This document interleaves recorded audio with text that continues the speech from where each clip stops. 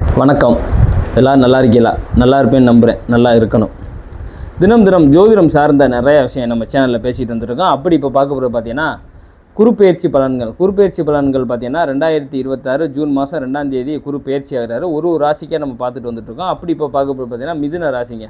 மிதுன ராசின்னு பார்க்கும்போது பார்த்தீங்கன்னா குரு வந்து யார் அப்படின்னு பார்த்தீங்கன்னா பாதகாதிபதிங்க. 7, 10 அதிபதி. இப்போ தொழில் சார்ந்த விஷயத்திலும் மனைவி சார்ந்த விஷயத்திலும் ஒரு சில பாதகத்தையும் சந்திக்கிற ராசிங்கிற மிதுன ராசி என்பவர்கள் தான். அதாவது சரியில்லாத ஒரு வழக்கு துணை அமைஞ்சு அதுக்குள்ளே ஒரு போராட்டத்தை சந்திக்கிற ஆளுகள் நிறைய பேர் இருப்பாங்க. தொழில் ரீதியாக வந்து பெரிய லெவலில் பிரச்சனை சந்திச்சு அதில் ஒரு தொழிலில் ஒரு நிலைத்த தன்மை இல்லாமல் அதை மேலே ஏறுறது இறங்குறது இது மாதிரி ஒரு சூழ்நிலை கொடுக்குற வேலையை நிறையா செஞ்சுட்டு வந்துகிட்டு இருக்கோம். இதை தாண்டி அதுமே குருதசை யாருக்காவது போயிட்டு இருந்துச்சோம்னா அது படாத பாடுபடுத்தியிருக்கும். அது மறைஞ்சு இருந்து இல்லை அதாவது வந்து பார்த்திங்கன்னா சனியோ ராகுவோ இல்லை கேதுவோ ஏதோ ஒரு பாவகரங்களோ சேர்ந்து திசை நடத்தியோ இல்லை புத்தியோ நடத்தி இருந்துச்சு அப்படின்னா ஒன்றும் பிரச்சனை இல்லை, சமாளிச்சிருப்பீங்க. சரி. ஆனால் ஒரு போராட்டமான வாழ்க்கையை அதிகமாக தன்னோட முயற்சியை வந்து அதீதமாக பயன்படுத்திக்கிற ராசி பார்த்திங்கன்னா மிதுன ராசிங்க. எவ்வளோ தான் கீழே விழுந்தாலும் திருப்பி எந்திரிச்சிடணும் அப்படிங்கிற மாதிரி சூழ்நிலை கொடுக்குறது பார்த்திங்கன்னா மிதுன ராசிங்க. அப்போ அவங்களுக்கு எப்படா நம்ம வாழ்க்கை மாறும் பண்ணும் அப்படிங்கிற மாதிரி சூழ்நிலை ரொம்ப நிறையா பேர் யோசிச்சுட்டு இருந்திருப்பீங்க. அப்படி பார்க்கும்போது அதாவது வந்து வருஷம் நம்ம குறிப்பேச்சு சொல்கிறாங்க, நிறையா ஜோதிடர் பேசுகிறாங்க. அதிலலாம் வந்து எனக்கு வந்து அது பெருசு இல்லை. எப்படின்னா பார்த்திங்கன்னா தன் தலையில் எழுதியிருக்கு நடக்குங்கிறத ரொம்ப தீர்க்கமாக இருக்க ஜோதிடர் நான். அப்படி பார்க்கும்போது பார்த்திங்கன்னா எல்லாம் வருஷம் நம்ம வந்து குருப்பெயர்ச்சி சொல்லிக்கிட்டே இருக்காங்களே, ஆனால் வந்து நமக்கு வந்து மாறவே மாட்டுது. இது எப்போ தான் நமக்கு மாறும்? இது சனி பேச்சு சொல்கிறாங்க, குருப்பெயர்ச்சி சொல்கிறாங்க, ராகு இது பேச்சு சொல்கிறாங்க, மாற மாட்டுது அப்படிங்கிற மாதிரி பார்க்கும்போது நம்ம சொந்த ஜாதகம் ரொம்ப தெளிவாக பேசுங்க. சொந்த ஜாதகங்கிறது நம்ம என்ன கர்ம வினை அனுபவிக்க பிறந்திருக்கோமோ இந்த பூமியில் அதை தெளிவாக எடுத்து அழகாக உங்களை வழி நடத்தும். அதை மட்டும் நல்லா புரிஞ்சு நீங்கள் வந்து என்ன தான் பண்ணாலும் ஒருத்தர் ஜாதகத்தை நம்பலைனாலும் அந்த ஜாதகம் நம்பாதவரும் அந்த ஜோதிடத்துக்குள்ளே தான் இருப்பாங்க. அதே மாதிரிக்கு பார்த்தீங்கன்னா என்ன தான் நம்ம வந்து அதாவது வந்து யாருமே பார்த்தீங்கன்னா நல்லா இருக்கும்போது நம்ம ஜாதகத்தை தேடுறது கிடையாது, கோயிலை கும்பிடுறது கிடையாது, அதிகமாக கோயிலுக்கு போகிறது கிடையாது. எல்லாமே நமக்கு ஒரு கஷ்டம்னு வரும்போது தான் நீங்கள் போய் அதிகமாக கோயிலை கும்பிடுவீங்க, ஜோதிடத்தை தேடுவீங்க. சரியா? நம்ம சரியாக இருக்கும்போதே தேடணும். நல்ல மனிதனாக இருந்தால் சரியாக இருக்கும்போது அடுத்து என்ன நடக்க போகுது, இப்போ சரியாக போயிட்டுருக்கு, அடுத்து அப்படிங்கிற மாதிரி தன் வாழ்க்கை மேலே ஒரு பயத்தை கொடுத்துருச்சு அப்படின்னா கண்டிப்பாக பார்த்தீங்கன்னா உங்களுக்கு வந்து சிறப்பாக அடுத்து என்ன நடக்க போகிறதுங்கிறது உங்கள் சுவாரஸ்யமான வாழ்க்கைங்க. இது வாழ்க்கையே ஒரு பயணம் தானே, பார்த்துக்கிறங்க. அந்த பயணத்தில் எங்கே இருக்கீங்க அப்படிங்கிறத நீங்கள் தெரிஞ்சுக்கிறணும் ஃபஸ்ட்டு. அதுதான் மஸ்ட்டு. அதை வந்து நீங்கள் தெரிஞ்சுக்கிறாமல் நீங்கள் எங்கெங்கெல்லாம் எப்படி சுற்றினாலும் வாழ்க்கை ஒரு வட்டம் தான். திருப்பி அந்த இடத்துல வந்து நீ நின்று தான் ஆகணும். ஏன்னா அதனால தான் 7 நாளுக்குள்ளேயே உங்களோட வாழ்க்கையை வந்து சுற்றி வந்துக்கிட்டு இருக்கும். ஞாயிறு, திங்கள், செவ்வாய், புதன், வியாழன், வெள்ளி, சனி அப்படின்னா அதுதான் 7 நாள் தான். இந்த 7 நாளுக்குள்ளே தான் உங்களை வாழ்க்கை ஃபுல்லாக எத்தனை வயதுல இருந்தாலுமே சரியா. அதில் இடையில குறிப்பிட்டது ராகாலம், யமகண்டம் அப்படின்னு ஒரு டைம் இருக்கும். இதுதான் 7 நாளுக்குள்ளே உங்கள் வாழ்க்கை முடிஞ்சிருது. இதை வந்து நீங்கள் தெளிவாக வந்து தெரிஞ்சுக்கிட்டு இதெல்லாம் எப்போ அன்னன்னைக்கு நடக்கும். நீங்கள் கிரகம் எந்தெந்த கிரகம் பாதிக்கப்பட்டிருக்கோ யார் எது நல்லா இருக்கோ அந்தந்த நாளைக்கும் அது தகுந்த மாதிரி நீங்கள் கரெக்டாக கோடிட்டு பார்த்தீங்க அப்படின்னா நூல் லெவலில் கூட பிசுறாது. சரியா? அது மாதிரி தான் உங்களோட இதுவே இருக்கும். சரி. அப்படி இப்போ பார்க்க போது பார்த்தீங்கன்னா குருப்பெயர்ச்சி பலன்கள் 2026 மிதுன ராசி. இப்போ ஜூன் மாதம் 2ஆம் தேதி குரு பயிற்சி ஏறாரு. குரு வந்து 2க்கு வர்றது பார்த்தீங்கன்னா பாதகாதிபதி 2க்கு வர்றது சரி இருக்காது தான். பட் ஆனால் உச்சம் பெற்று வர்றாரு. அப்போ குடும்பத்தில் கொஞ்சம் விட்டு கொடுத்து மட்டும் போங்க. பணம் சார்ந்த விஷயத்தில் இது வரைக்கும் நீங்கள் முன்னுக்கு முரணா பண்ணாலும் இனிமேல் கொஞ்சம் நிதானம் வேணும். அதே மாதிரிக்கு அவர் யாரை பார்வைங்கிறது ரொம்ப ஒரு சூப்பராக இருக்குங்க. அப்படி பார்வையை பார்க்கும்போது பார்த்தீங்கன்னா உங்களோட குரு வந்து பார்த்தீங்கன்னா ஃபஸ்ட்டு வந்து 5ஆம் பார்வையை பார்த்தீங்கன்னா 6ஆம் இடத்தை பார்க்குறாரு. கடன், பகை, வம்பு, வழக்கு, கோர்ட்டு கேஸு யாருக்கெல்லாம் இருக்கோ அவங்களுக்கெல்லாம் நிவர்த்தி பண்ணி கொடுத்து நல்ல ஒரு பொருளாதாரத்தில் ஒரு வளர்ச்சியை கொடுத்த வேலையை கண்டிப்பாக செய்யும்.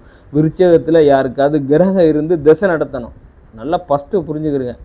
விருச்சகத்தில் கிரகம் இருந்து திசை நடத்தணும், புத்தி நடத்தணும், இல்லை அந்தரம் நடத்தணும். அந்த ஒரு வருஷ காலத்துக்கு அப்படி நடக்கணும். அப்போ தான் அதோட குரு பார்வை அதாவது கோச்சார பலனும் அதில் இணைஞ்சு ஒரு நல்ல ஒரு வளர்ச்சியை கொடுக்குற வேலையை கண்டிப்பாக உங்களுக்கு செய்யும்.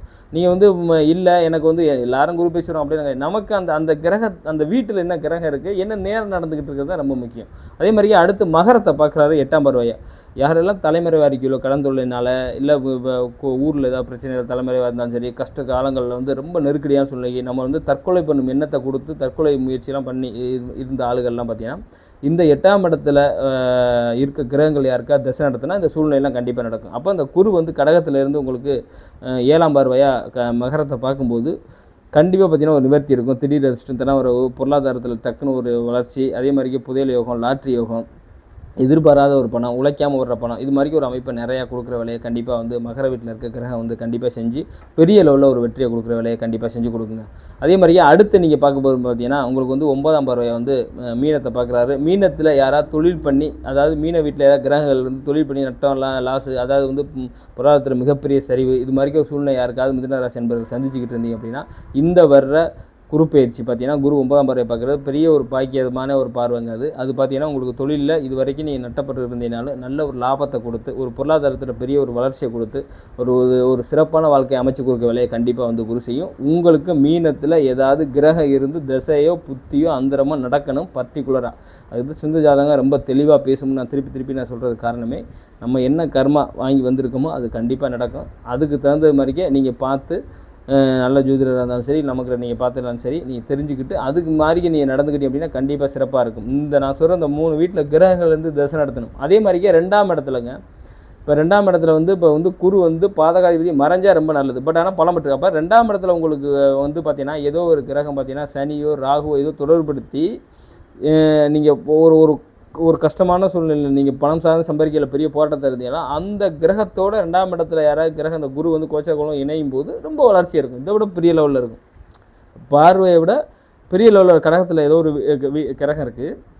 அந்த கிரகம் உங்களுக்கு வந்து ஒரு கஷ்டத்தை கொடுத்துக்கிட்டு இருக்குது, உங்கள் தசை நடந்துக்கிட்டு இருக்குது, இல்லை புத்தி நடந்துக்கிட்டு இருக்குது. அப்போ அந்த குரு கோச்சாரக்குழுவும் வர்றாரு, உச்சம் பெற்ற குரு வந்து இணைகிறார். அதில் போகும்போது பட்டையை கிளப்பி கொடுக்கும். இந்த ஒரு வருஷத்தை வந்து சிறப்பான ஒரு வளர்ச்சியை கொடுத்து பொருளாதாரத்தில் ஒரு நல்ல ஒரு ஏற்றத்தை கொடுக்கும். அந்த தசா புத்தி போனால் இல்லை அந்தரம் போனால் புரியுதா? அப்படி இல்லை அப்படின்னா ஒரு 30% ஓகே எனஃப், ஏதோ ஓகே நம்ம லைஃப் டேன் ஆகி போயிட்டுருக்கு அப்படின்னு இருக்கும். இந்த பர்டிகுலராக கடக வீட்டில் கிரகம் தசை நடத்தினா நீங்கள் லக்கி தான்.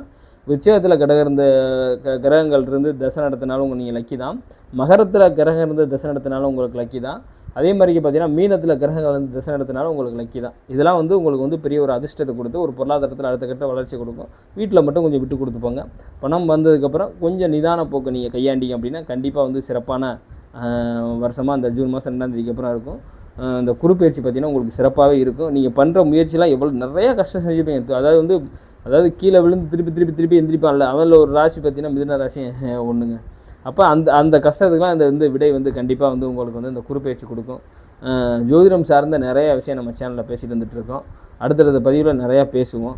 உங்களுக்கு ஏதாவது தெரியணும் அப்படின்னாலும் என்னோடய நம்பரை கனெக்ட் பண்ணி கேட்டுக்கிறங்க. அதே மாதிரியே பார்த்தீங்கன்னா உங்களுக்கு கமாண்டில் நீங்கள் ஏதாவது தேவைனாலும் கமாண்டில் பதிவிடுங்க. அது டீட்டெயிலாக நான் பேசுகிறேன். நம்ம சேனலை நிறைய பேர் பார்க்குறீங்க, சப்ஸ்கிரைபர் தான் கொஞ்சம் கம்மியாக இருக்குது. சப்ஸ்கிரைப் பண்ணி ஷேர் பண்ணுங்கள். ஜோதிடம் சார்ந்த நிறைய விஷயம் அடுத்தது போய் சந்திப்போம். நன்றி, வணக்கம்.